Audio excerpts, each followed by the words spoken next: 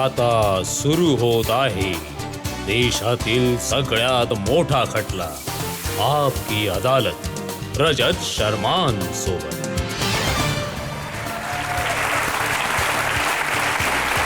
नमस्कार, आपकी अदालत मध्ये तुमचं स्वागत आहे.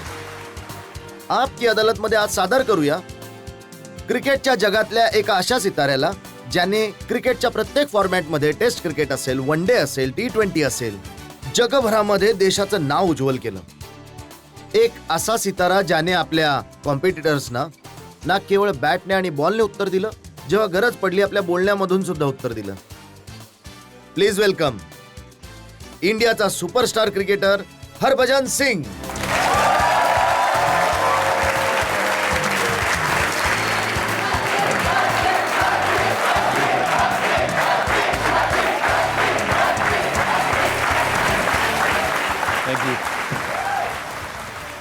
बसू का सर? प्लीज बसा.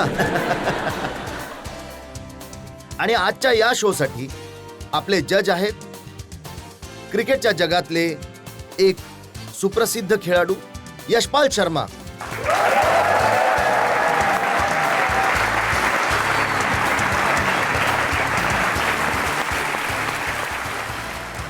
आणि याआधी की खटला सुरू करू, आजचे जज यशपाल शर्मा यांची परवानगी घेऊया आजची कारवाई सुरू करण्यासाठी. आजची कारवाई सुरू करण्यात यावी.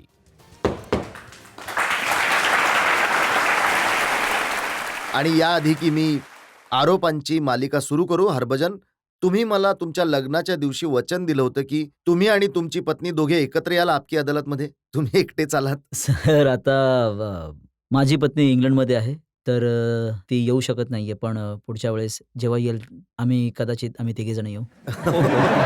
तर म्हणजे आनंदाची बातमी आहे. हो, माय वाईफ इज ड्यू. तर तुम्हा सगळ्यांच्या शुभेच्छा हव्यात मला, आणि सगळं काही व्यवस्थित होऊ दे. तर मग सगळ्यांच्या शुभेच्छा आहेत, सगळं काही व्यवस्थितच हो. होईल. आणि जसं तुम्ही खूप छान म्हणालात की पुढच्या वेळेस जेव्हा तुम्ही याल तेव्हा तिघेजण एकत्र याल. नक्कीच. छोट्याचं तर माहीत नाही उत्तर देऊ शकेल की नाही. खटला सुरू करत आहोत. आपकी अदालत मध्ये पहिला आरोप हरभजन सिंग यांच्यावर. आपकी अदालत मध्ये क्रिकेट स्टार हरभजन सिंग यांच्यावर आरोप आहे की हे खूप खोडकर आहे. हरभजन, नवजोत सिंग सिद्धू म्हणतात की जो उघडा माणूस स्वतःचा शर्ट देईल त्याच्यापासून जपून राहा, आणि ड्रेसिंग रूम मध्ये मस्तीखोर हरभजन पासून सावध राहा. सर, तो जो नॉटी बॉय होता तो मागे राहिला आहे. आता माझं लग्न झालंय, मी मोठा झालोय, आणि मी इतकी मस्ती नाही करत आता. पण हो, सुरुवातीला लहानपणी खूप जास्त मस्तीखोर होतो, आणि ते कुठे ना कुठे ती मस्ती माझ्या गेममध्ये दिसत होती, आणि दिसत आहे. आता भले कमी दिसत असेल, पण सर, ते नेचरमध्ये आहे. काय करू, पंजाबी आहे नेचरने, आणि जिंदा दिल माणूस आहे, आणि थोडंफार मस्ती तर माणूस नाही करणार तर कोण करणार ना. बघा, सगळ्यांनी पाहिलं सौरभ गांगुलींना शर्ट काढताना, पण मला सांगितलं की तुमचाही शर्ट अर्धा उतरला होता. नक्कीच. ते लॉर्ड्समध्ये मला लक्षात आहे, कारण फ्लिंटॉपने इथे शर्ट काढला होता वानखेडे स्टेडियममध्ये. फायनल मॅचमध्ये त्याने त्याचा शर्ट काढून तो पळाला होता. तर आम्हाला लक्षात होतं ते. आणि जशी आम्ही मॅच जिंकलो तिथे नेटवेस्टमध्ये, तर दादांनी त्यांचा शर्ट काढला, आणि मी पण काढणारच होतो, पण इथपर्यंत काढला होता. तर राहुलने माझा हात पकडला आणि नाही, "नाही, नको काढूस, तू नको काढूस." तर ते खूप चांगलं काम केलं होतं राहुल द्रविडने, की मला माझा शर्ट काढू दिला नाही. नाहीतर मग माझ्याही आज त्या यादीमध्ये नाव असतं. सलमान खान नंतर शर्ट कोणी काढला तर मग भज्जी नाही. मग दादानंतर मी. तर चांगलं झालं मला थांबवलं तेव्हा पण द्रविडने. आता कठीण होईल मस्ती करणं, कारण अनिल कुंबळे कोच बनले आहेत. ते थोडे डिसिप्लिन वाले, थोडे सिरियस मनुष्य आहेत. हो, अनिल भाई एक असे व्यक्ती आहेत जे त्यांचा मी आदर करतो, आणि मी खूप अ, वर्ष त्यांच्याबरोबर क्रिकेट खेळलो आहे, आणि मी जेव्हा इंडियन क्रिकेट टीममध्ये नव्हतो, तेव्हापासून मी त्यांना ओळखत आहे. तर त्या वर्षामध्ये मी त्यांच्याकडनं एकच गोष्ट शिकलो, की डोंट एव्हर गिव्ह अप. कारण ते चांगले क्रिकेटर होते. हां, आणि हो, थोडे सीरियस प्रकारचे व्यक्ती आहेत. पण ते मला ओळखतात, की जर थोडंफार तुम्ही एन्जॉयमेंट नाही केली, आणि ड्रेसिंग रूमचं वातावरण जर तुम्ही तेवढंच टेन्स ठेवलं, तर ते ग्राउंडमध्ये ॲक्चुअली होतं, की वातावरण खूप टेन्स असतं. तिथे तुम्हाला मस्करी नाही सुचत. तुमचं डोकं वापरलं जात असतं, की तुम्हाला बॅट्समनला कसं आउट करायचं आहे. तुमचा पुढचा प्लॅन काय असला पाहिजे. पण जर तुम्ही ड्रेसिंग रूममध्ये पण तेवढंच टेन्स राहिलात, तर कदाचित ती गोष्ट तुम्ही तेवढ्या चांगल्या प्रकारे नाही करू शकणार ग्राउंडवर जाऊन जी तुम्हाला करायची आहे. तर अनिल भाई मला ओळखतात. ही नोज माय नेचर, की मी असाच आहे आणि असाच राहणार आहे पुढे जाऊन. आणि पण मला नाही वाटत, की मी खेळत असताना जेवढं वर्ष मी त्यांच्यासोबत खेळलोय, त्यांना कधी प्रॉब्लेम झालाय असेल माझ्या प्रॉब्लेम तर नेचरचा. असा झाला होता, की तुमच्या चांगल्या खेळण्यामुळे कधी-कधी अनिल कुंबळेंना बेंचवर बसून राहावं लागायचं. ती ती गोष्ट वेगळी आहे, की जसं मी म्हटलं ना, की अनिल भाई खूप म्हणजे इंडियाचे सगळ्यात मोठे मॅच विनर आहेत माझ्या नजरेमध्ये. कारण की बॉलर नेहमीच मॅच जिंकवत असतात. जर आम्हाला 20 विकेट घ्यायच्या आहेत, तर त्या बॉलरच घेत असतात आणि मॅच जिंकवत असतात. ऑफकोर्स रन्स हवे असतात बोर्डवर, पण बोर्डावर जर 170 रन लागले असतील, तर बॉलर्सजवळ एक चान्स आहे, की मॅच जिंकवत आहेत. अनिल भाई पेक्षा चांगलं कोणीही काम केलेलं नाहीये आणि हो, माझ्यामुळे त्यांना बाहेर बसावं लागलं. कारण त्या दिवसांमध्ये मी खूप चांगलं करत होतो आणि कित्येकदा तर मला स्वतःलाच वाईट वाटायचं, की इतका मोठा बॉलर माझ्यामुळे बाहेर बसलाय. कारण आता मी 20 वर्षाचा होतो आणि मी यंग होतो, चांगलं करत होतो. पण कॅप्टन मला चूज करत आहे त्यांच्या आधी. तर माझ्यासाठी एक खूप मोठी गोष्ट होती आणि प्रत्येक वेळी माझ्यासाठी ते चॅलेंज ठरत होतं, की मला जे मी मागे केलंय त्यापेक्षा उत्तम करायचंय. ज्यामुळे इतका मोठा प्लेयर जो बाहेर बसलाय, त्यांना असं नको मग वाटायला, आता की समस्या होत असते, की इतका मोठा प्लेयर आहे हरभजन सिंग, त्यांनाही बेंचवर बसवून ठेवतात. ते म्हणतात ना, कर्म कर्म तुमचं जमा होत असतं. तर आता जी मुलं जे चांगलं करत आहेत, तर त्यांना खेळण्याची संधी मिळत आहे. तर जिथे मला संधी मिळाली, मी चांगलं आता करण्याचा जाऊया प्रयत्न ड्रेसिंग करेन. रूममध्ये, तर तुम्हाला दिसत असेल कित्येक मुलं तर अशी सुद्धा आहेत आपल्या इंडियन टीमचे प्लेयर्स, जेव्हा तुम्ही खेळायला सुरुवात केली होती ते 1-2 वर्षांचे होते. मी जवळपास आता 18 वर्ष झाली आहेत मी खेळतोय. तर आजकाल जी आपली क्रिकेटची जनरेशन आहे, ते आता खेळत आहे. त्यांचं वय तेच आहे. कोणी 20 वर्षाचं आहे, कोणी 22 वर्षांचं आहे. तर कधी-कधी वाटतं, की यंग मुलांमध्ये अंकल आलाय खेळायला. But the same time if you keep it fit, you stay young and you can compete with any youngster. आणि जे माझ्याजवळ आहे, ते यंगस्टरजवळ ते नाही आहे. तो आहे एक्सपिरियन्स. तर जो एक्सपिरियन्स आहे तो लाईफमध्ये कदाचित माझ्या नजरेमध्ये सगळ्यात मोठी गोष्ट जेव्हा आहे. तुम्ही जाता ड्रेसिंग रूममध्ये तेव्हा कसं रिसीव्ह करतात त्या अंकलला? अंकलला खूप आदराने रिसीव्ह करत असतात. कारण त्यांना माहीत आहे की माझ्या आत आहे, जो मस्तीखोर मुलगा लपलेला आहे किंवा जो आगाऊपणा आहे, मी त्यांच्यावर खूप उत्तम प्रकारे मिंगल करत असतो. And they feel very comfortable talking to me. कारण की आम्ही जनरेशनची गॅप आम्ही फील होऊच नाही दिली आहे. जेव्हा आम्ही सीनियर होतो टीममध्ये किंवा आहोत, आम्ही कधी अशा नवीन मुलांना जाणीवच होऊ नाही दिली, की तो नवीन मुलगा आहे. तर ती जनरेशन गॅप नाहीये. काहीही बोलू शकतो, काहीही मस्करी करू शकतो. मी त्यांची चेष्टा करत असतो, ते माझी चेष्टा करत असतात. तर चांगलं रिलेशन आहे. पण तुम्हाला हे चॅलेंजिंग फील होत असेल, की तुम्ही तर जिमपासून लांब पळणारे माणूस होतात. आता जास्त फिटनेस करावी लागत आहे. बघा, जिम ही अशी गोष्ट आहे, की जी मी खूप अव्हॉइड केली आहे खूप वर्षांपर्यंत. कारण की मला वाटत होतं, की माझी बॉडी इतकी फिट आहे, इतकी फ्लेक्सिबल आहे, माझ्या बॉडीमध्ये ती कदाचित संपून जाईल. तिथेच मी चुकीचा होतो आणि जे हळू आता जशी ती जनरेशन आली आहे किंवा ट्रेनिंग मेथड आल्या आहेत, तर ते आम्हाला लक्षात येतंय, की ट्रेनिंग खूप गरजेचं आहे आणि जिम पण तेवढीच इम्पॉर्टंट आहे. जसं-जसं तुमचं वय वाढतं, तर तुम्ही ट्रेनिंग नाही करत असाल, तर जिम नाही करत असाल, तर तुम्ही म्हातारपण जे आहे ते तुमच्या जवळ खेचत आहात. तर म्हातारपणाला दूर पळवण्यासाठी किंवा हाडांना मजबूत ठेवण्यासाठी तरी जिम ही अशी गोष्ट आहे आणि टेक्निक्स अशी गोष्ट आहे, जर तुम्ही शिकत असाल तर यू स्टार्ट एन्जॉयिंग इट. मागच्या 5-6 महिन्यापासून मी या यंग टीमसोबत राहिलोय तर सतत आणि I have got to learn a lot from someone like Virat Kohli, Shikhar Dhawan. हे मला खेचून घेऊन जातात, की या जिममध्ये आणि आता मी इतकं एन्जॉय करतो त्या गोष्टीला, की मी त्याच्याशिवाय राहू शकत नाही. खूप साऱ्या गोष्टी शिकला असाल. आता हो, जमाना नक्कीच. बदललाय. आता आजच्या जमान्यामध्ये तर गर्लफ्रेंडना सुद्धा अलाउड केलंय. प्लेयर्स बरोबर जाणं हे सुद्धा शिकलात? बघा मी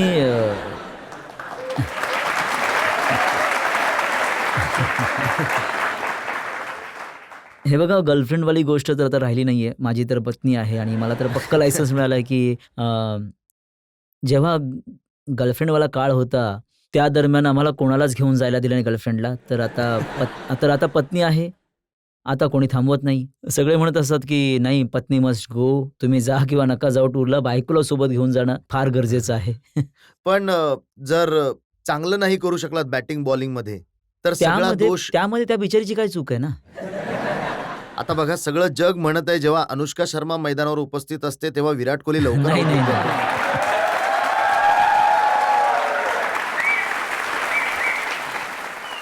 सर, हे माहीत नाही लोकांना असं का वाटतं, की अनुष्काच्या असण्याने तिथे विराट कोहली रन नाही बनवत. पण मला वाटतं, की जो जो पार्टनर असतो तो नेहमी सपोर्टसाठी असतो आणि जर अनुष्का तिथे मॅच बघायला जात आहे किंवा माझी वाईफ तिथे मॅच बघायला जात आहे, तर ती फक्त आणि फक्त सपोर्ट करायला जात असते आणि जर लोकांचं असं म्हणणं आहे, तर ते फार चुकीचं आहे. आणि मी सगळ्यांना हात जोडून विनंती करतो, की असा विचार करू नका. आणि प्लेयरचा एकच उद्देश असतो, की जाऊन त्याने चांगलं खेळावं. त्याच्या वाईफचा किंवा गर्लफ्रेंडचा एकच उद्देश असतो, की तो चांगला खेळावा, जेणेकरून तो इंडियाला मॅच जिंकून देऊ शकेल. As simple as that. खूप सारे आरोप माझ्याजवळ आहेत आणि तुमच्या वाईफ बद्दल सुद्धा खूप सारे प्रश्न मला विचारायचे आहेत. एका ब्रेकसाठी थांबूया आणि ब्रेक नंतर हरभजन सिंग यांच्यावर आरोप आणि प्रत्यारोप असेच सुरू राहतील. गीता यांच्याबद्दल तुम्ही साऊथ आफ्रिकामध्ये सांगितलं की कसं त्यांनी झेंडा फडकवला होता. हो, तिला क्रिकेटबद्दल एवढं नॉलेज नव्हतं. जर क्रिकेटबद्दल नॉलेज नाहीये तर हरभजन सिंग कसा काय पसंत आला. ही तर सर एक कला आहे.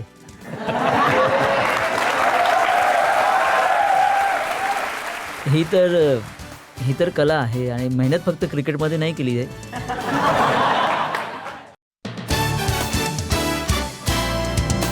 Welcome back. आपकी अदालतमध्ये आज आपण खटला चालवत आहोत क्रिकेटच्या जगातले झगमगते सितारे हरभजन सिंग यांच्यावर. आपकी अदालतमध्ये पुढचा आरोप.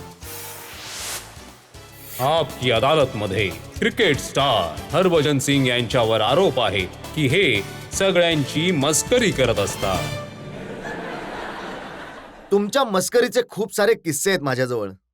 सौरभ गांगुली जेव्हा कॅप्टन होते तुम्ही त्यांना एप्रिल फुल केलं होतं.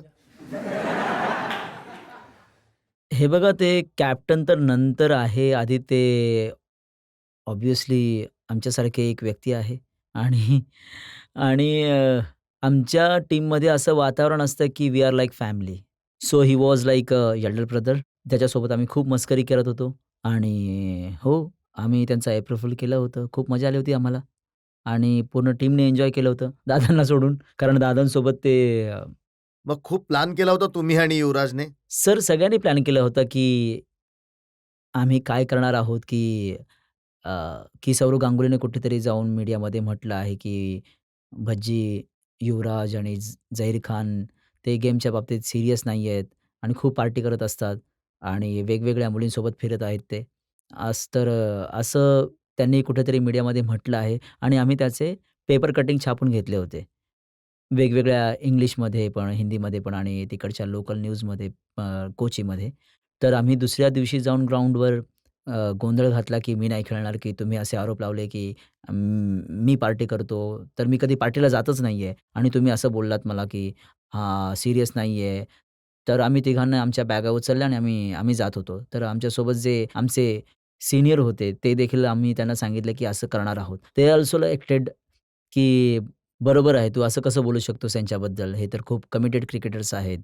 तर तिथे पाजी होते, राहुल द्रविड होते आणि बाकी आणखीन जेवढे सीनियर्स होते त्यांनी पण आमची साथ दिली, की हो माहीत होतं काय होणार आहे ते. तर तिकडे दादांनी म्हटलं, की "बघा जर असं वाटत असेल तर मी उद्याच कॅप्टन्सी सोडून देईन." तर बिचारा दादांची अवस्था अशी झाली होती, की मग नंतर त्यांना आम्ही म्हटलं, की "नाही दादा, तारीख कोणती आहे जरा आठवा." जसं तारीखचं त्यांच्या लक्षात आलं, मग ते बॅट उचलून आमच्या मागे पळाले.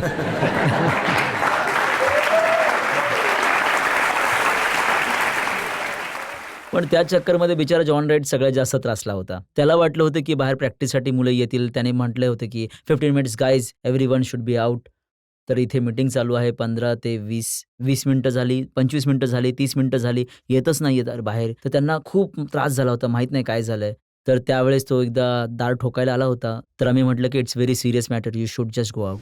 म्हणजे तर तो तर न बनवताच एप्रिल फुल तो बनला गेला. स्वतःच झाला होता बिचारा. त्याचा सुद्धा झाला होता एप्रिल फूल. पण हे देखील खरं आहे की तुम्ही सचिन तेंडुलकर सारख्या लेजंडला त्यांना उचलून जकुझीमध्ये फेकलं होतं. नाही, नाही, नाही. मी त्यांना नव्हतं फेकलं. त्यात माझं आणखीन काही साथीदार होते. माझी इतकी हिंमत नाहीये, की मी सचिन तेंडुलकरला उचलून मी जकुझीमध्ये फेकेन. मस्तच तर पण जेव्हा सोबत लावावा लागतो हात इतका म्हणजे जोर लावावा लागतो 2 माणसांचा आणि 2 नाही 3 उचलू शकतील, तर मी फक्त जस्ट हात लावला होता त्यांना पाण्यामध्ये टाकण्यासाठी. पण जे मेन काम होतं ते झहीरचं आणि युवराज सिंगचं होतं. मग सचिनने प्रोटेस्ट नाही केलं? केलं होतं पण कुठे 3 आणि कुठे 1.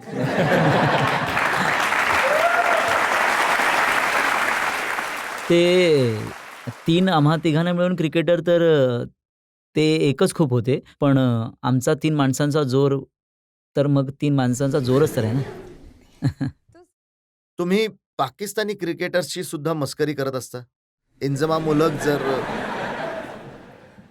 आय एम शुअर जसं मी बोलत असतो त्यांच्याबद्दल, ते देखील माझ्याबद्दल तसंच बोलत असतील, की इंजी भाई एक आय मीन एक असे क्रिकेटर आहे जे खूप रिस्पेक्टेड आहेत. At the same time he is very funny characters. जसे ते ज्या पद्धतीने बोलत असतात. त्यांची स्वतःची जी एक पद्धत आहे बोलण्याची. ते प्रेस कॉन्फरन्समध्ये वगैरे जेव्हा काही होत असतं तेव्हा स्पेशली आम्ही बघायला जातो, की काय बोलतोय आज इंजी भाई. आणि तिथेच एक प्रेस कॉन्फरन्स चालू होती पाकिस्तान आणि इंडियाच्या मॅचमध्ये. आणि ती मॅच हारली होती पाकिस्तान. तर मग पुढचीही मॅच हारली. मग त्याच्या पुढचीही हारले होते. तर मग तिथे आम्ही जेव्हा पोहोचलो तर प्रेस कॉन्फरन्स चालू आहे. तर कोणीतरी प्रश्न विचारला, की "इंजमाम भाई, हे तुम्ही मॅच नंतर मॅच हारत चालला आहात. हे काही मॅच फिक्सिंग तर नाहीये ना किंवा?" तर इंजी भाईने खूप विचार केला. असे मागे-पुढे बसून उत्तर देत होते. मागे झाले, इकडे-तिकडे पाहिलं आणि स्लो मोशनमध्ये पुढे आले. तिथे येऊन सगळ्यांना म्हणाले, "शट अप."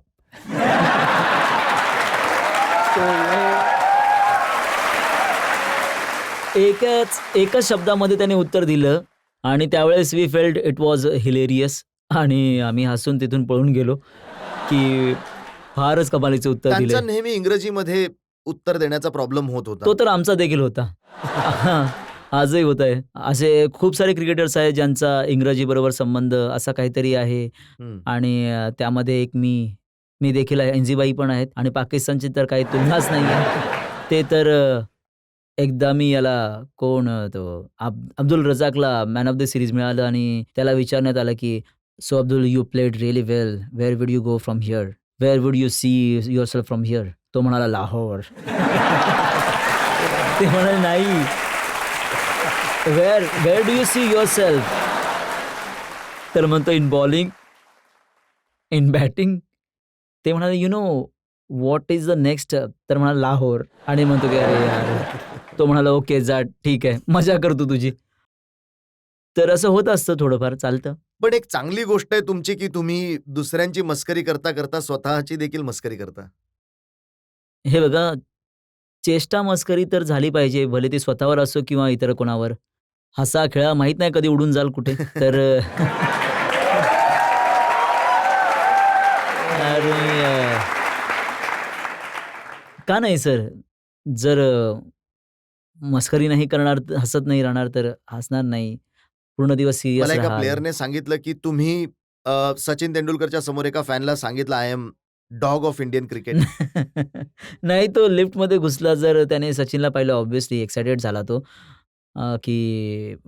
म्हणाला, "wow! Sachin Tendulkar, God of Indian cricket." तर त्यावेळेस मी खूप भांडखोर होतो आणि मी भांडत राहायचो प्रत्येक टीमसोबत. तर जसं त्याने माझ्याकडे पाहिलं, याआधी तो काही बोलणार, मी म्हटलं, "I am dog of Indian cricket." तर माझ्या बोलण्याचा अर्थ असा नव्हता, की मी भांडखोर असल्यामुळे कारण I used to work so hard, की ते जसं म्हणतात ना, डॉन्कीज या dogs they work really hard. तर I was the dog of Indian cricket जो मेहनत करतो टीमला जिंकवण्यासाठी. पण तुमच्या पत्नीबद्दल सुद्धा, गीता यांच्याबद्दल सुद्धा साऊथ आफ्रिकामध्ये सांगितलं होतं, की कसा तिने झेंडा फडकवला होता. हो, तिला क्रिकेटबद्दल एवढं नॉलेज नव्हतं आणि ती पहिल्यांदाच साऊथ आफ्रिकामध्ये आली होती आणि तिला क्रिकेटची इतकी आवडही नव्हती. तर मी बॅटिंग करत होतो. मी पहिल्या बॉलवर चौका मारला, तर ती झेंडा दाखवत होती. दुसऱ्या बॉलवर मी पुन्हा एक शॉट मारला, तो चौका झाला. तर मी पाहिलं, की मुंबई इंडियन्सचे झेंडे फडकत आहेत असे. तर तिसऱ्या बॉलवर मी बोल्ड होऊन मी पुन्हा जात होतो. मी पुन्हा वर पाहिलं, पुन्हा झेंडा तर फडकत फडकत होता. तर त्यावरनं हे समजलं, की मी म्हटलं त्या बिचाऱ्याला समजच काय त्या गेमबद्दल. बाकी पूर्ण इंडियन्स बसलेलं होतं. मी ती एकटीच झेंडा फडकवत होती. जर क्रिकेट बद्दल समज नाहीये तर हरभजन सिंग कसा काय पसंत आला? ही तर सर एक कला आहे.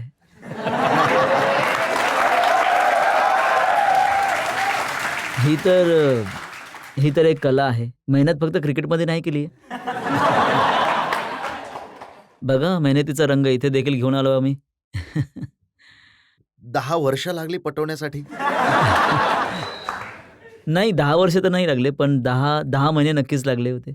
तर ते 10 महिने त्या दिवसांमध्ये जेव्हा आमचं तारुण्य एकदम जोरावर होतं तेव्हा तर आम्हाला वाटत होतं, की आम्ही 10 मिनिटात पटवू. पण 10 महिने लावले. मग तिथे लक्षात आलं, की इथेच आहे बस आता जे काय आहे ते तीच आहे. मग हे जे सिक्रेट आहे हे तरी सांगा, इथे एवढे सगळे तरुण आहेत त्यांच्या तरी कामी येईल.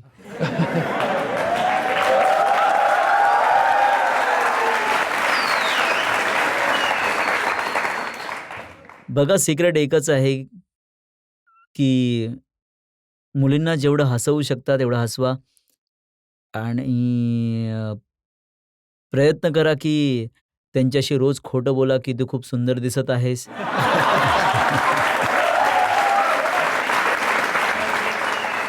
मुलींना खूप चांगलं वाटतं, पण हे माझ्या वाईफसाठी आहे. तू खरंच खूप सुंदर दिसतेस. तर ते फक्त त्यांना लेक्चर देतोय ना, यू नो मी कसा आहे. You are very beautiful. I am really glad, happy to have you in my life. Thank you. खूप सारे लोक आहेत ज्यांना तुम्हाला प्रश्न विचारायचे आहेत. हो बोला. माझा प्रश्न असा आहे की सर तुम्ही इंडियन क्रिकेट टीमचे म्हणजे तुम्ही सगळे जे मित्र आहात, तर असा काही सीन झाला असेल जो तुमच्या लक्षात आहे की हो बाबा हा सीन आम्ही आयुष्यात लक्षात ठेवून हसू, म्हणजे असा सीन जो तुम्ही आम्हा सगळ्यांबरोबर शेअर. बघा आधी तर हे सांगतो, की आमचं क्रिकेट जे आहे ते फिल्म नाही आहे. ते सीन नाही होत.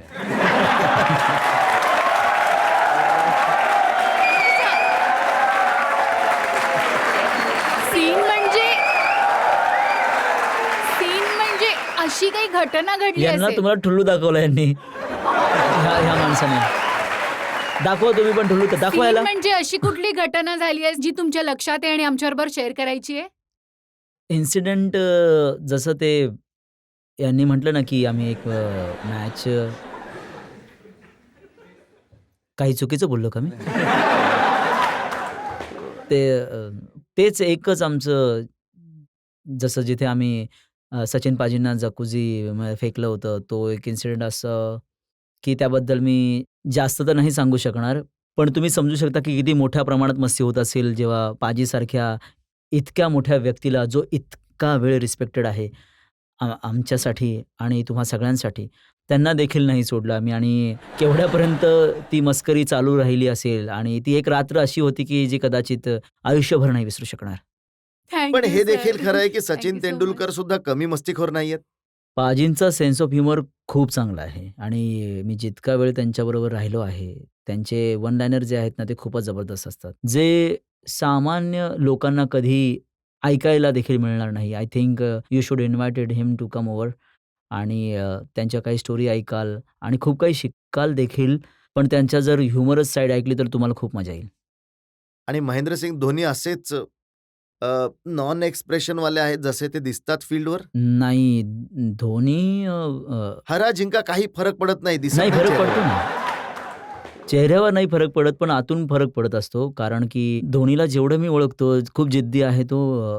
राग देखील येतो त्याला. त्याला पण त्याच्या चेहऱ्यावरती कधी तुम्हाला वाटणार नाही की काय चालू आहे किंवा but otherwise he is quite good, jolly to talk to आणि जसं टिपिकल त्यांची एक स्टाईल आहे बोलण्याची, जी थोडी थोडी बिहारी लँग्वेज आहे. त्या पद्धतीने ते बोलत असतात.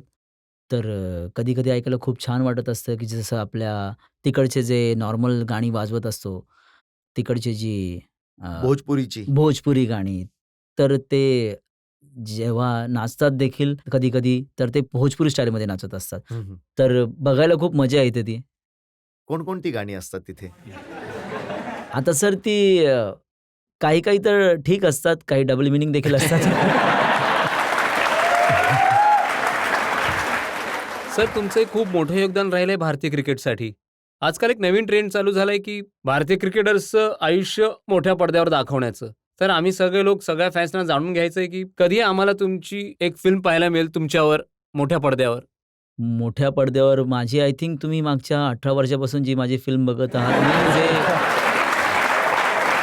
जी माझी फिल्म आहे त्यामध्ये फक्त आणि फक्त क्रिकेटच भरलेलं आहे. आणि येस, प्रत्येक माणसाने त्याच्या लाईफमध्ये अप्स अँड डाऊन्स येत असतात, स्ट्रगल येत असतात. तर ते माझ्या लाईफमध्ये पण आलेत.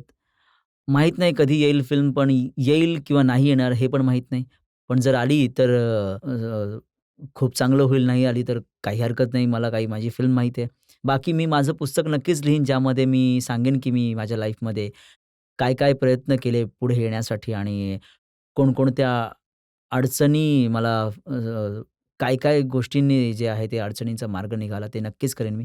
फिल्मबद्दल तर माहीत नाही. जर कोणाला फिल्म बनवायची असेल तर ते ते पुस्तक घेऊन मग त्यावर फिल्म बनवू शकतात. हरभजन, प्रत्येक प्लेयरचा कोणी ना कोणी एक विश्वास असतो. कोणाचा लाल रुमाल असतो, कोणाचा पॅड, कोणाची बॅट. तर हरभजनचं काय आहे? परमेश्वर. माझा मी ना कधी सर रुमाल ठेवला आहे, ना मी कधी मी ऐकलं एक सपोर्टर होतं तुमचं जे नाही ते असं असतं की रुमाल तर नव्हता, तो सपोर्टर तर बिचारा फाटून आत तर त्याचं फडकं पण बनलं असेल. पण तो एक अशी सीरीज होती ज्यामध्ये मी 32 विकेट घेतल्या होत्या आणि त्या दिवशी मी पहिल्या दिवशी तो सपोर्टर तुम्हाला माहीत असेल, तो अंडरवेअरला सपोर्टर म्हटला जातो. तर तुम्हाला माहीत आहे कारण तुम्ही क्रिकेट खेळत असता, बाकीच्यांना नाही माहीत. अच्छा. तर तो होता. मी त्या दिवशी जस्ट तो घातला आणि त्याबरोबर जे सॉक्स घातले होते, त्याबरोबर जी पॅन्ट घातली, शर्ट घातला, तो मी घालून 5 विकेट घेतल्या. तर मग माझा एक विश्वास बनला होता, की मी हेच कपडे घालतो आणि हेच सेम गोष्टी रिपीट करत राहतो, बघूया काय होतं. मग मी 7 विकेट घेतल्या. तर त्या सीरीजमध्ये मग मी पुन्हा तसंच करत राहिलो. तर ते इतकं वापरण्यात आलं, की एंड ऑफ सीरीज त्या सपोर्टमध्ये आणि मौजांमध्ये छिद्र पडले. जे की जे की दिसत तर नव्हते, पण असं व्हायचं की हवा लागत होती.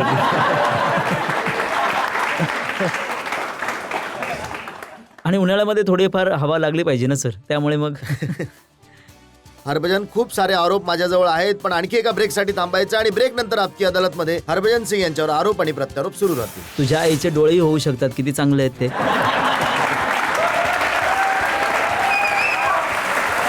त्याने माझं काही ऐकूनच नाही घेतलं. मी त्याला म्हटलं की तुझ्या आईच्या हातची पोळी खायची खूप मन करतंय.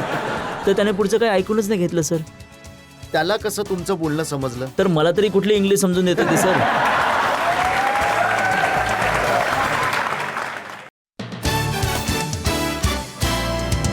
Welcome back. आपकी अदालत मध्ये आपले पाहुणे आहेत हरभजन सिंग आणि आपकी अदालत मध्ये आता वेळ झाली आहे पुढच्या आरोपाची.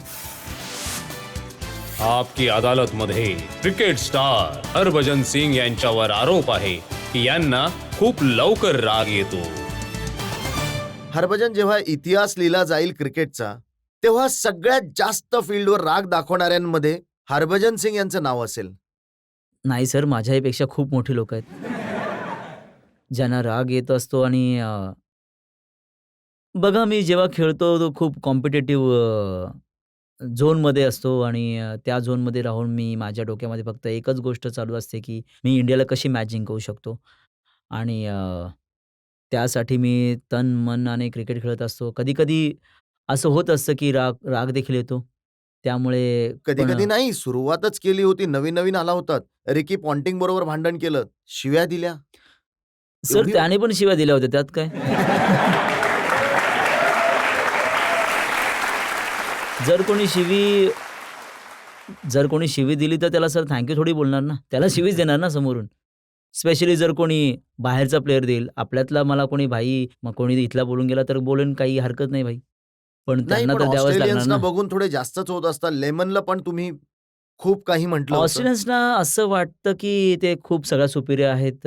त्यांना कोणी हरवू शकत नाही आणि ते खूप जास्त डॉमिनेट करायचा प्रयत्न करत असतात. पण आम्ही त्या जनरेशनमधून आलो होतो की आम्ही कधी शिकलोच नाही आणि पंजाबमधून होतो आणि पंजाबवाले लोकं थोडे तसेच असतात मनापासून, की जे आहे ते मनात आहे, ते समोर आहे, ते समोर आहे आणि ना कोणाला चुकीचं बोलायचं, ना कोणाचं ऐकायचं आणि कोणी जर समोरून चुकीचं बोलत असेल, तर त्याला सांगा, की तुम्ही चुकीचे आहात. तर मी तेच केलं सर. मग लेमन बरोबर काय केलं? तुम्ही तर बॅटिंग करत होतात बॅटिंग त्यावेळेस. करत होता सर, तो मला नुसता त्रास देत होता. काही बोलायचा, कधी काही बोलायचा. मी पण त्याला काही ना काहीतरी बोलून टाकलं. असं बोलून टाकलं, की तर त्या बिचाऱ्याचं पोट इतकं मोठं होतं आणि नाडी लटकलेली होती, जशी शक्ती कपूरची लटकलेली असते ना. तर मला तो बोलतच चालला होता. काही ना काही अर्धी गोष्ट मला समजतच नव्हती, इंग्रजीमध्ये होते. पण मी इतका त्रासला होतो, की मला तो गप्पच राहत नव्हता. तर मग असं त्याच्याकडे बघितलं आणि आणखीन काहीतरी समजतच नव्हतं. तर पेट बघून त्याला विचारलं, "आर यू प्रेग्नंट?"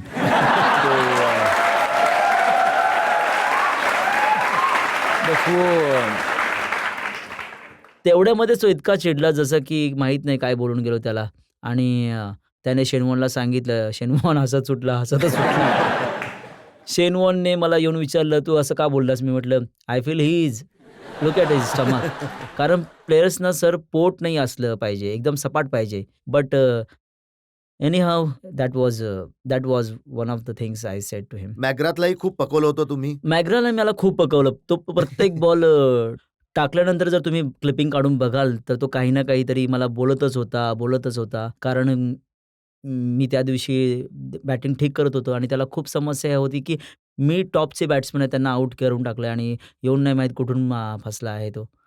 तर तो प्रत्येक वेळी, प्रत्येक बॉलनंतर मला काही ना काहीतरी बोलत होता, बोलतच होता. तर मग मी पण त्याला बोलायला सुरुवात केली. जसं की तो काही एक वाक्य म्हणत असेल, तर मी 3 बोलत होतो. मग तो 2 बोलत होता, मी 5 बोलत होतो. तर एक वेळ अशी आली, की त्याने बोलणं सोडलं यार, जाऊ जितका मी याला बोलत आहे, त्याला त्याला बोलत आहे, तितकाच तो बेटर करत आहे. आणि त्याने एक वेळ अशी आली होती ऑस्ट्रेलियाने, की ॲक्चुअली मला स्लेज करणं बंद करून टाकलं होतं. कारण जेव्हा स्लेज करत होतो, मी त्या बॅट्समनना स्लेज करत होतो आणि सोबतच 5 विकेटी देखील घेत होतो आणि 6 विकेट घेत होतो. तर एक वेळ अशी आली होती, की मला बघून फक्त ते असे करत होते.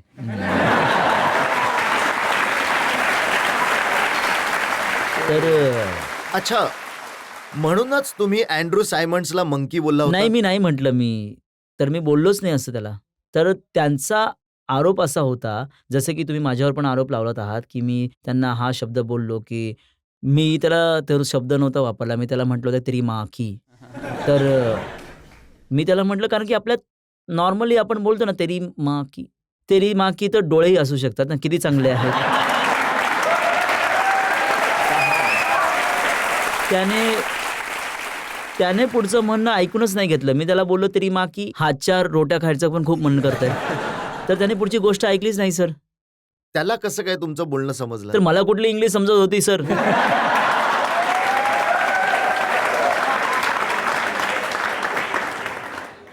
पण पाकिस्तानी प्लेयर्सना तर तुमची पंजाबी समजत असेल ना? नक्कीच. त्यांना तर समजत असेलच. एकच भाषा आहे ना. तर आम्ही पंजाबवाले पण आणि इकडचे पंजाबवाले आणि तिथलेही पंजाबवाले पण आणि संपूर्ण हिंदुस्थानच पाकिस्तानची भाषा एकच आहे ना. त्यांनाही तुम्ही बऱ्यापैकी शिव्या देत असता. नाही, त्यांना नाही देत मी शिव्या. हो, जर ग्राउंडवर कधी-कधी भांडणं झाली असतील, तर त्यांनी जर दिल्या तर मीही देतो. शोएब अख्तरचा किस्सा मी ऐकलाय चांगल्या हो, प्रकारे हो. तुम्ही. त्यांना मी खूप शिव्या दिल्या होत्या शोएब अख्तरला. शोएब अख्तर एक असा माणूस आहे जो स्वतःला म्हणजे आमच्या सोबत खूप चांगला मिळून मिसळून राहत होता. आमच्याबरोबर उठत बसत होता. खाणं-पिणं पण आणि पिणं तर नाही, खाणंच हं. आणि खाणं वगैरे आमच्यासोबतच खात होता. तर कदाचित आम्ही जास्तच क्लोज झालो होतो आणि त्याने ती गोष्ट खूपच ग्रँटेड घेतली, की भाई भज्जी मला कसा षटकार मारू शकतो? यार गेम मग आहे. तुम्ही शिव्या सुद्धा दिल्या आणि षटकार नाही, सुद्धा मी आधी मारला. षटकार मारला आणि त्या गोष्टीमुळे तो शॉक झाला, की याने मला कसा षटकार मारला?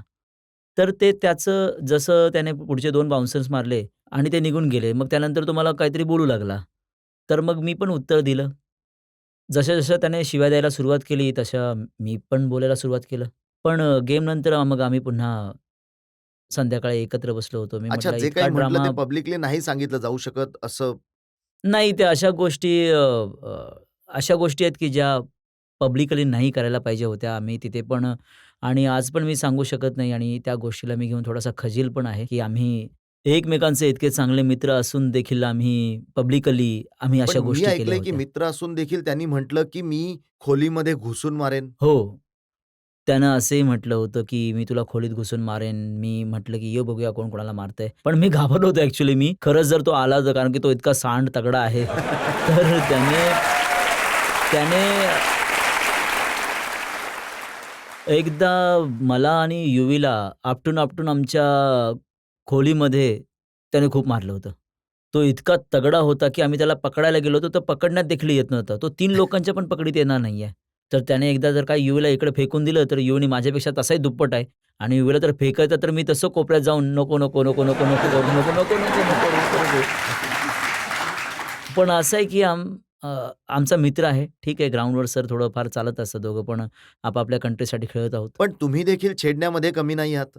जेव्हा पाकिस्तानची टीम हारायची, तेव्हा त्यांच्या ड्रेसिंग रूमच्या बाहेर जाऊन भांगडा करत होतात. नाही, ते एकदाच झालं होतं. जेव्हा इंडिया-पाकिस्तानची मॅच होती 2003 मध्ये, वर्ल्ड कपची मॅच होती. खूपच प्रेशरवाला गेम होता. त्या मॅचमध्ये एकच मॅच होती जी वर्ल्ड कपमध्ये खेळलो नव्हतो. आणि त्या दरम्यान मी अ, माझं योहाना जो मोहम्मद युसूफ त्यांच्याशी भांडण झालं होतं ड्युरिंग द लंच ब्रेक. तर समहाऊ ती थोडीफार फिलिंग तशी आली होती की वन ऑन वन सारखं झालं होतं. तर मॅच जिंकल्यानंतर नक्कीच मी खूपच एक्सायटेड झालो होतो. तिथे आमचं म्युझिक जे चालू होतं, तर मी नाचायला सुरुवात केली आणि आमचे इतके इतके प्रशंसक आले होते, की जे लोक मॅच बघायला इंडियामधून, त्यांच्यासोबत जाऊन मी पण नाचायला सुरुवात केली होती. खूप मजा आली होती ती मॅच जिंकण्यामध्ये. आणि पाकिस्तानला हरवून तर जास्तच मजा येत असेल. सर फॉर मी एक प्लेयर म्हणून तुम्ही कोणत्याही मोठ्या टीमला मॅचमध्ये हरवत असाल तर खूप मजा येते. आणि पाकिस्तानची जी त्यावेळेसची टीम होती, खूप मोठी टीम होती. वसीम अक्रम, वकार युनस ही त्यांची बॉलिंग लाईनअप होती. सकलान मुश्ताक, शोएब अख्तर ही तर त्यांची बॉलिंग लाईनअप होती. बॅटिंग खूप चांगली होती. बॅटिंग होती सईद अनवरसारखे धुरंधर तेव्हा क्रिकेट खेळत होते त्यांच्यासाठी. तर तो तो स्पेशल गेम होता, स्पेशल मोमेंट होता. तर मला वाटलं इंडिया-पाकिस्तानची जेव्हा मॅच होत असते, त्याला आणि प्लेयरपेक्षा जास्त मीडिया त्यांना खूप जास्त हाईप करत असते आणि करत असते. इतका मोठा गेम बनवून ठेवतात, की कदाचित यापेक्षा मोठा गेम नाही. पण माझ्या मते सध्याच्या काळामध्ये मी इंडियाचा कोणासोबत सामना आहे, तर तो आहे साऊथ आफ्रिका किंवा ऑस्ट्रेलिया किंवा इंग्लंड. या 3 टीम आहेत. कारण आम्ही बाकी टीमसोबत आम्हाला वाटतं, की आम्ही जर 10 वेळा मॅच खेळलो, तर तर कदाचित आम्ही 7 वेळा त्यांना हरवून टाकू. ऑस्ट्रेलियाला तुम्ही स्लेज करा, लोक पसंत करतील. पाकिस्तानी प्लेयर्सना करा, लोक पसंत करतील. पण त्या श्रीसांतला का थोबाडीत मारलं होतं? इतका रडला तो. नाही, त्याने नाटक खूप केली होती ॲक्चुअली.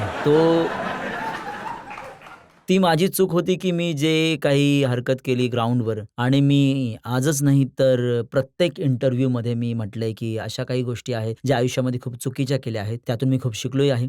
श्रीशांतवाला एपिसोड हा एक असा होता, की ज्यामध्ये मी चुकीचा होतो आणि मी आजही खजील आहे. पण त्याने रडायला सुरुवात केली, की असं की ज्याला खूप जोरात मारलं असेल, असं जास्त काहीही नव्हतं. पण any how sir that was something which which obviously will everybody will remember that की यार याने ही चूक केली होती आणि मी बाकीच्या सगळ्यांना आज पुन्हा एकदा सांगत आहे, की आय एम सॉरी की मी जे काही केलं तेव्हा तिथे आणि तसं मला करायला नव्हतं पाहिजे. पण तुम्ही शिकलात कुठे? शिकलो कुठे? म्हणजे अ, शिकला नाहीत त्या एपिसोडमधून देखील. नाही त्यानंतर मी कोणालाच नाही मारलं ना. मारलं नाही, पण मारता-मारता राहून गेलं अंबती रायडूला. नाही, नाही सर मी ते समजवायला गेलो होतो मी जर तो कदाचित 5-6 वर्षांपूर्वी असं काही झालं असतं तर बहुतेक असं पुन्हा झालं असतं. पण बघा जेव्हा तुम्ही ग्राउंडवर खेळत असता खूप वेळा, जेव्हा तुम्ही मिसफील्ड करत असता, मी पण करतो. मी पण शिव्या खाल्ल्यात खूप बॉलर्सकडून आणि मी हे जे तरुण मुलं बसलेले आहेत त्यांना पण ॲडवाइस करेन, की की जे एफर्ट्स जे आहेत ग्राउंडवर सगळे घेत असतात. पण तो हिट ऑफ द मोमेंट जो तुम्हाला वाटत असतो, की याने बॉल पकडायला पाहिजे होता. तर तुम्ही एक बॉलर म्हणून रिएक्ट नाही केलं पाहिजे. पण ते होऊन जातं. जर बॉलर करत असेल, तर त्यावेळेस फिल्डरने रिएक्ट नाही केलं पाहिजे. खूप वेळा जाऊन तुम्ही ड्रेसिंग रूममध्ये चर्चा करत असता, की भाई तो चौकार पकडायला पाहिजे होता. तर तुम्ही म्हणता, की नाही ठीक आहे यार काही नाही. तर प्रयत्न करा, की त्यावेळेस रिएक्ट करू नका. जर बॉलरने काही बोलून गेला, तर तुम्ही गप्प राहा. जर फिल्डर काही बोलून गेला, तर तुम्ही गप्प राहा. बघा आता जो तुमचा अँग्री यंग मॅनचा खिताब आहे, तो विराट कोहलीने आता घेतलाय. तो खूप राग करत असतो. सर अग्रेसिव्ह आहे. बघा, तो अँग्री यंग मॅनचा किताब असो किंवा काही म्हणा, ती जिद्द आहे ती माझ्या मते सर. आता त्याला तुम्ही अँग्री यंग मॅनचा किताब दिला आहे. जिद्द त्याच माणसामध्ये असेल जो खूप लढणारा व्यक्ती असेल. त्याच्यासाठी जिंकणं सगळं काही आहे आणि जिंकण्यासाठी तो तन-मन लावत असेल आणि मी तसा क्रिकेट खेळलोय. And good to see Virat Kohli, you know the way he conduct himself. I feel this is brilliant, की this is the way forward for Indian cricket, की चांगली बॉडी लँग्वेज घेऊन जाणं, fight it out for India, you know, की आम्हाला इथून result काढायचा आहे इंडियासाठी. तर ते स्पिरिट असलं पाहिजे आणि जे विराट कोहलीने म्हणजे भले माझ्याकडनं घेतलं असेल किंवा त्यांच्याकडनं आपोआपच असेल, which is I feel a great sign you know for Indian cricket, to take Indian cricket to different heights. पण खूप लोक सल्ला देत आहेत की इतकं अग्रेसिव्ह नाही असलं पाहिजे. बघा, हे तर प्रत्येक माणसाला माहीत आहे की त्याची लिमिट काय आहे. बाकी एक गाणं बनलंय, कुछ तो लोग कहेंगे, लोगों का काम है कहना.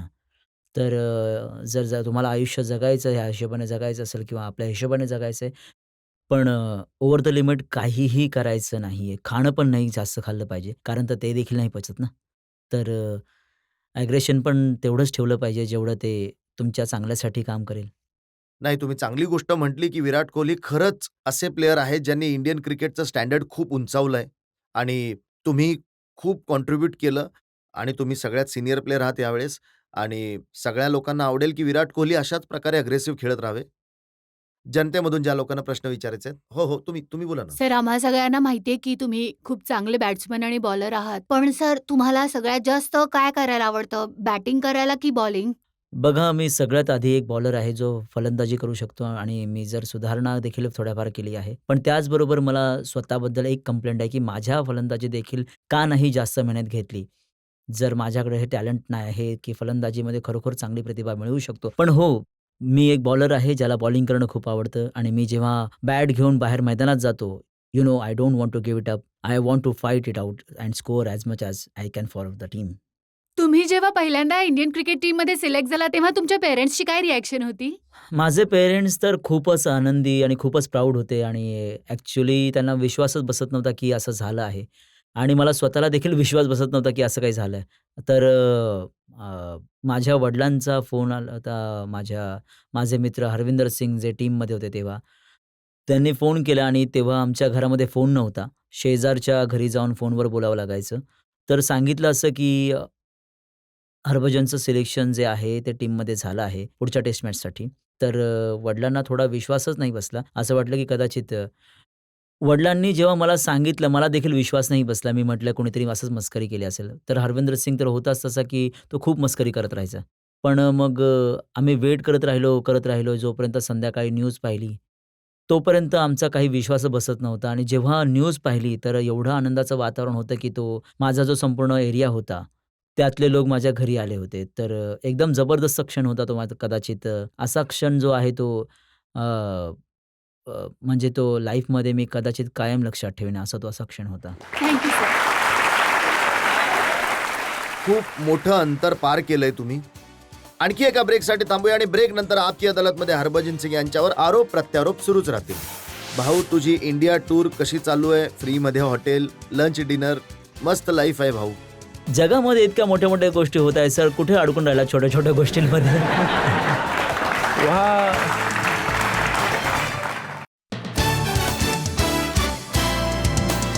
Welcome back. आपकी अदालतमध्ये आपण खटला चालवत आहोत क्रिकेटच्या जगातले सितारे हरभजन सिंग यांच्यावर. आपकी अदालतमध्ये पुढचा आरोप. आपकी अदालतमध्ये क्रिकेट स्टार हरभजन सिंग यांच्यावर आरोप आहे की हे नवीन वादविवाद निर्माण करत असतात. ही तर आपण चर्चा केली क्रिकेटच्या मैदानाची, क्रिकेटर्सची. पण आता अनिल कुंबळेंनी एक फोटो पोस्ट केला आहे ट्विटरवर, ज्यामध्ये तुम्ही सगळे यंग प्लेयर दिसत आहात, खूप यंग आहात, ज्यामध्ये सचिन तेंडुलकर सर, मी सुद्धा आहे. अजूनही यंग नाही दिसत आहे का तुम्हाला? बघा सर, हे बघा. अहो, मी पडलो असतो. अजूनही त्यात यंग आहे तुम्ही सर. लहान मूल दिसत आहात. हो, मन तर अजूनही लहानच आहे ना सर. मग पार्थिव पटेलने ज्यावर काही कमेंट केली तर तुम्ही लिहिलं होतं, पार्थिव तू एकदम पिल्लू दिसतोय.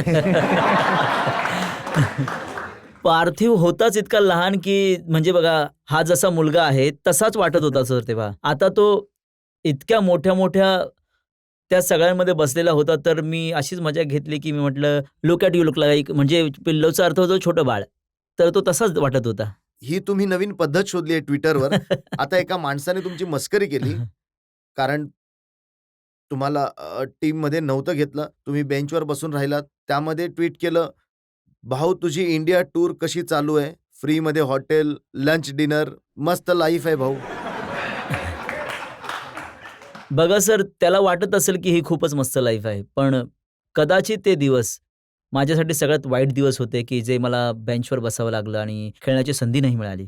कारण माझं काम आहे ग्राउंडवर, ग्राउंडच्या बाहेर नाही. ग्राउंडच्या बाहेर तर मी घरी बसलेलो असतो किंवा मग मी कुठे आणखीन बसलेलो आहे, तर माझ्यासाठी ते सेमच आहे.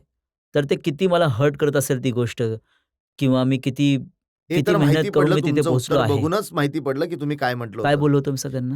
तुम्ही बोलला होतात, "हाथी चले बाजार, कुत्ते भोके हजार."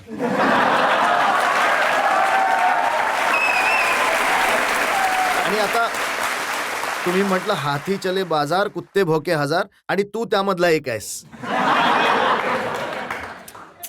सर बघा त्याने माझ्या भावनांना खूप हर्ट केलं होतं, की त्याला माहीत नाही की किती मेहनत करत आहे आणि त्याला वाटत आहे की मी 5 स्टारमध्ये राहून खूप खुश आहे किंवा मी 5 स्टारचं जेवण जेवून खूपच आनंदी आहे आणि मी त्याला नाही माहीत की माझ्या फॅमिलीपासून दूर आहे. माझ्या आईपासून दूर आहे, माझ्या बायकोपासून दूर आहे, माझ्या बहिणी-भावंडापासून दूर आहे आणि तिथे मी क्रिकेट खेळायला जात आहे. तिथे मला संधी नाही मिळत आहे, व्हिच इज फाईन की मी नाही सिलेक्ट होत आहे फर्स्ट 11मध्ये. पण त्याला माहीत नाही की मी जिममध्ये किती वर्कआउट करत आहे. मी ग्राउंडवर किती वर्कआउट करत आहे. Just to get on to the park and show my talent and win game for India. आणि त्यानंतर जर अशी कमेंट जर कोणी केली तर मला थोडंसं लागणारच ना. मे बी मला नव्हतं असं रिएक्ट करायला पाहिजे पण एनी आणि हाऊ रिएक्ट करून लक्षात देखील नाहीये. जगामध्ये इतक्या मोठमोठ्या गोष्टी होत आहेत सर. कुठे अडकून राहिल्या छोट्या-छोट्या गोष्टींमध्ये सर. तिथे तिथे इंग्लंडमध्ये वाटणी सुरू आहे आणि तुम्ही इथे छोट्या गोष्टींना घेऊन बसला आता आहात. बघा, मोठ्या गोष्टी मी तुम्हाला सांगतो, हे तुम्ही चांगलं काम केलं. एका लग्नामध्ये एका गोळीने मृत्यू झाला, जो लग्नामध्ये बटालामध्ये ज्या गोळ्या चालवतात त्याने. हो. आणि खूपच दुःखद घटना होती. तुम्ही त्यावर ट्वीट केलं, पण तुम्ही त्यासाठी पंजाबी गायकांना रिस्पॉन्सिबल ठरवलं. असे खूप सारे विवाह होतात इंडियामध्ये, की जिथे गोळ्या चालवल्या जातात आणि बघतात, की मंडपामध्ये किती छिद्र झाले आहेत. तर माझ्या मते सर असं नाही झालं पाहिजे. हे माझं वैयक्तिक मत आहे. कारण की तुम्ही ते तिथे जे चालवत आहात, ते नाचत आहेत. कोणाचा हात लागला तुमच्या हाताला नाचत असताना, तर ती कुठेही चालू शकतं. अशी एक दुःखदायक घटना जी झाली होती तिथे, त्याची एक छोटी मुलगी रडत होती आणि आईला गोळी लागली होती आणि वाचली नाही. तर माझं मन अगदी तसं आहे, की मला खूप वाईट वाटलं ते आणि मी म्हणजे पूर्ण दिवस माझा मूड असा होता, की मी त्या गोष्टीबद्दल मी विचार करत राहिलो, की हे कसं काय घडलं? किती आनंदाने गेल्या असेल त्या आई, मुलगी आणि असं त्यांच्यासोबत झालं आणि मी गायकांना असं असं नाही म्हटलं, की त्यांनाच दोषी ठरवलंय. पण कुठे ना कुठे सर त्यांची ही देणगी नक्कीच आहे, की तुम्ही अग्रेसिव्ह गाणी जेव्हा बनवत असता, की तुमच्या गाण्यामध्ये जे ऐकायला मिळतं, जे तुम्हाला वाटतं, की हे मी असं करेन तर माझा खूप सन्मान वाढेल, तसं करेन तर माझा खूप सन्मान होईल. तर जर आता मी गोळी चालू आहे, तर मी बघत आहे, की एक गाणं आहे, की ਜਿੱਥੇ ਹੁੰਦੀ ਹੈ ਪਾਬੰਦੀ ਹਥਿਆਰ ਦੀ ਉੱਥੇ ਜੱਟ ਫਾਇਰ ਕਰਦਾ म्हणजे जिथे बंदी असते हत्यारांवर, तिथे जट फायर करत आहेत. तर तिथे जटला असं दाखवल्याने जट कोणी मोठा नाही ठरत, की मी फायर करू शकतो. तर माझ्या मते सर ही अशी गाणी जी आहेत, जी कुठे ना कुठे आपल्या मुलांवर किंवा येणाऱ्या जनरेशनवर प्रभाव पाडू शकतात. तर माझा हाच एकच मेसेज होता, की प्लीज अशी गाणी बनवू नका. आणि मी तेवढाच फॅन आहे त्या सगळ्या गायकांचा पण, की जेव्हा तुम्ही चांगली गाणी बनवता, तर तेव्हा पण लोक तुमची खूप आठवण काढतात. तर का नाही चांगली गाणी बनवत? नाही, तुम्ही चांगलं काम केलं. हा हा विषय काढला. तुम्ही उडता पंजाबला सपोर्ट केलं. कोणती ना कोणती कॉन्ट्रोव्हर्सी नक्कीच क्रिएट केली. सर मी उडता पंजाबला सपोर्ट केलं नाही, तर खरं सांगू का मी मूव्ही पण नाही पाहिला, की कशी मूव्ही आहे. पण मी पंजाबला सपोर्ट केलं आणि मी नशेच्या विरोधात नक्कीच बोललो आहे. प्रत्येक वेळी बोललो आहे आणि नशा फक्त पंजाबमध्ये नाही होत आहे. नशा इंडियाच्या खूप मोठमोठ्या पार्टीजमध्ये होत असतात, जिथे हे नशा होत आहे, पण बाहेर येत नाहीये ही गोष्ट. आणि फक्त आणि फक्त जर पंजाबचं नाव घेऊन आपण चर्चा केली, तर नशा फक्त पंजाबमध्ये होत आहे, तर हे खूप चुकीची गोष्ट ठरेल आणि पंजाबची बदनामी पण होईल. आम्ही एक असा पंजाबी आहे, जो मी समजतो की एक माणूस म्हणून, एक पंजाबी म्हणून, की माझी रिस्पॉन्सिबिलिटी बनते, की माझ्या स्टेटमध्ये किंवा माझ्या शहरामध्ये, माझ्या गल्लीमध्ये, माझ्या मोहल्ल्यामध्ये, माझ्या आजूबाजूच्या घरामध्ये जर नशा होत आहे, तर ती चुकीची गोष्ट आहे. माझे कोणी ना कोणी भाऊ-बहीण किंवा काका-मामा किंवा नसतील जरी, तरी एक माणूस म्हणून माझं कर्तव्य बनतं, की मी त्यांना थांबवावं. ज्यामुळे त्याचं आयुष्य उद्ध्वस्त होणार नाही आणि ते ते अचीव्ह नाही करू शकणार. त्यांना अचीव्ह करण्याची ताकद देवाने दिली आहे. तर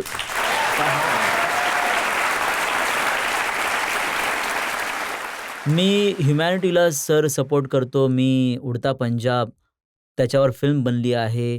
जर त्यांनी काही असं खरंच दाखवलं आहे, की पंजाबमध्ये ज्या गोष्टी होत आहेत, जर अशा होत आहेत, तर व्हाय नॉट दाखवल्या पाहिजेत गोष्टी. कारण हे आपण आपल्या मुलांना शिकवायचं आहे. येणाऱ्या जनरेशनला शिकवायचं आहे, की नशा तुम्हालाच नाही संपवत आहे, तर पूर्ण येणाऱ्या संपूर्ण जनरेशनला संपवत आहे. आणि जर ही गोष्ट भले पंजाबमध्ये असो, गुजरातमध्ये असो, बिहारमध्ये असो, कुठेही असो, इंडियामध्ये नशा नाहीच झाला पाहिजे. आणि जर इंडियामध्ये नशा नाही होणार, तर sir we will be the super power. We will be the super power country in the अगदी होल खरं वर्ल्ड. बोललात तुम्ही. आपला तरुणांचा देश आहे आणि ड्रग्स कुटुंबच्या कुटुंब उद्ध्वस्त करत आहे आणि तुम्ही त्यांच्यासाठी इतकी चांगली गोष्ट बोललात, कॅम्पेन कराल, खूप फायदा होईल याचा. Final round. हां, हां. हां, तुम्ही. सर बेसिकली तुम्ही पंजाबमधून येता आणि क्रिकेटच्या जगामध्ये भज्जी म्हणजे खूप मोठं नाव आहे. तर कारण की पंजाबमध्ये 2017ला इलेक्शन आहे, तर काय तुम्हाला कुठली पॉलिटिकल पार्टी जॉइन करायला आवडेल? अँ? एखादी पॉलिटिकल पार्टी तुम्हाला जॉइन करायला आवडेल का? कारण 2017मध्ये पंजाबमध्ये इलेक्शन आहे आणि नेक्स्ट इयर. अँ?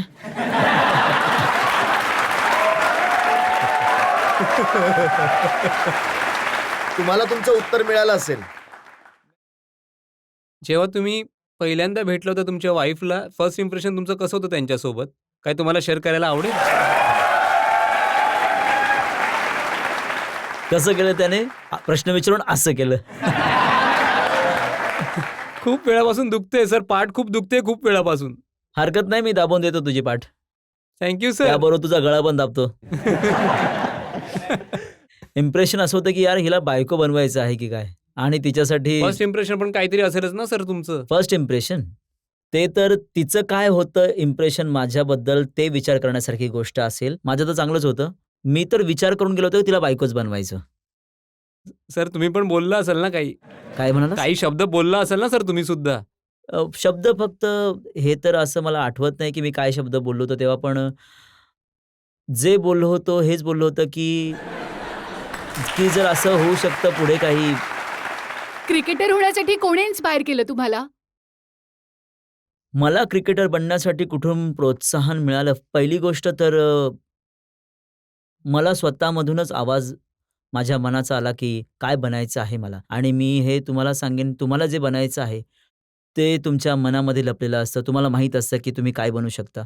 मग नक्कीच सगळ्या मुलांचे हिरो असतात, की मला यांच्यासारखं बनायचंय. तसे माझे कपिल देव हिरो होते त्यावेळेस. मग थोडं आणखीन मोठा झालो, तर सचिन तेंडुलकरला बघू लागलो.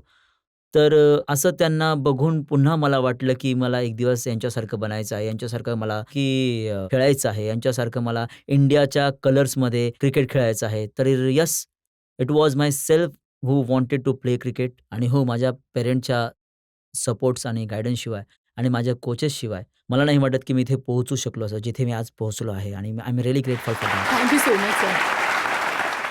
तुमच्या मते इंडियन क्रिकेट टीमसाठी बेस्ट कॅप्टन कोण आहे? महेंद्रसिंग धोनी की विराट कोहली? कारण दोघंही एकदम वेगळे आहेत. एक अगदीच काम आणि कूल आहे आणि दुसरे खूपच अग्रेसिव्ह नेचरचे आहेत. तुमचं या बाबतीत काय मत आहे?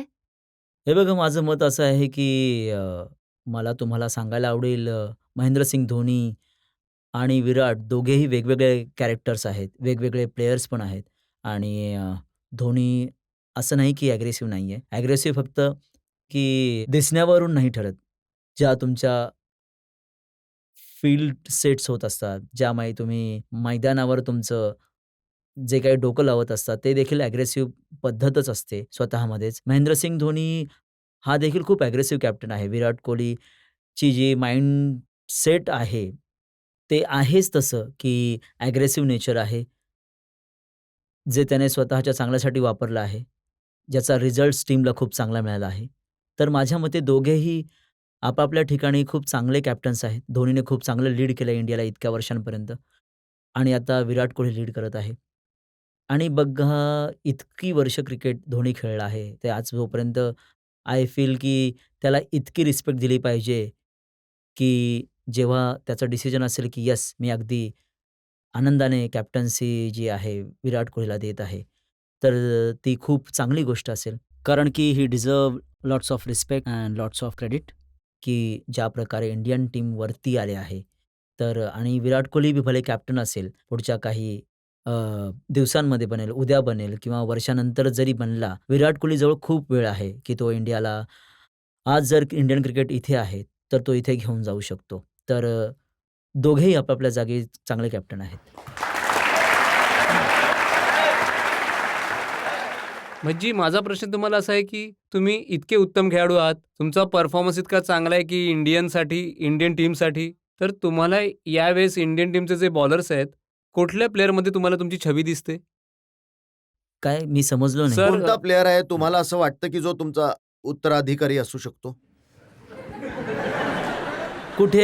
कुठेतरी सर मी हे एक म्हण वाचली आहे, की जे काम तुम्ही करू शकता तुमच्यापेक्षा उत्तम कोणी नाही करू शकत. तर ते काम मीच करू शकतो, माझ्यापेक्षा उत्तम कोणी नाही करू शकत. हरभजन, मी तुम्हाला प्रत्येक गोष्टीबद्दल प्रश्न विचारले. तुमच्या क्रिकेटबद्दल, तुमच्या रागाबद्दल, तुमच्या मस्करीबद्दल आणि तुमच्या ट्विट्सबद्दल तुम्ही प्रत्येक गोष्टीचं स्पष्टपणे उत्तर दिलं. आपण एका ब्रेकसाठी थांबूया आणि ब्रेक नंतर ऐकूया आपकी अदालतमध्ये आजचे जज यशपाल शर्मा यांचा निर्णय आजच्या खटल्याबद्दल.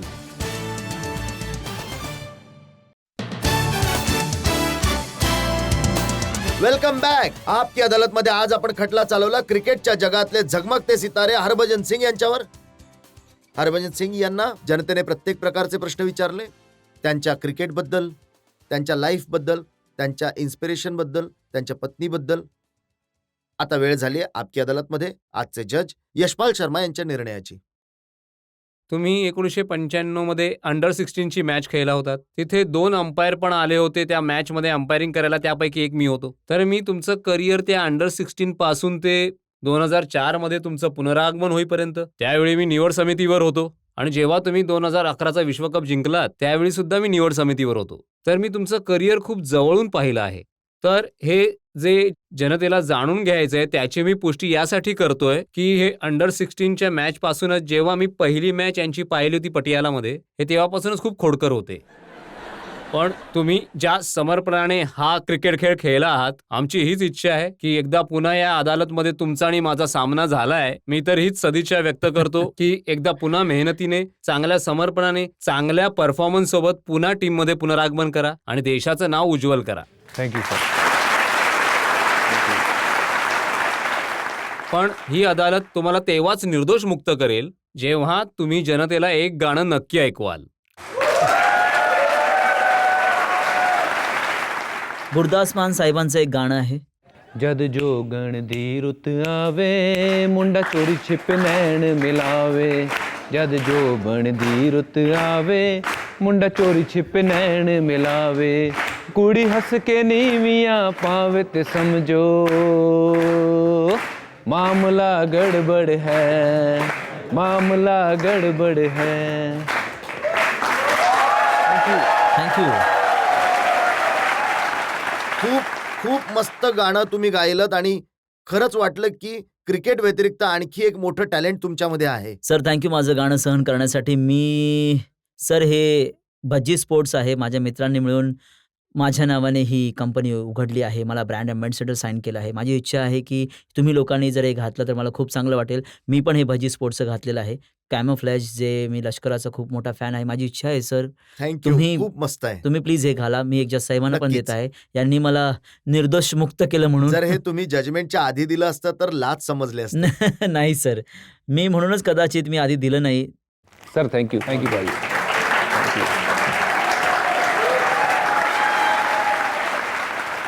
आमची सदिच्छा आहे की हरभजन सिंग अशाच प्रकारे क्रिकेट खेळत राहतील, अग्रेशन बरोबर खेळत राहतील, एनर्जी बरोबर खेळत राहतील, जगाला एंटरटेन करत राहतील आणि जीवनामध्ये आणखी मोठमोठे शिखर गाठतील. आजचा शो इथेच संपवत आहोत. पुढच्या आठवड्यात आपली पुन्हा भेट होईल एका नवीन व्यक्तिमत्वाबरोबर. तोपर्यंत नमस्कार.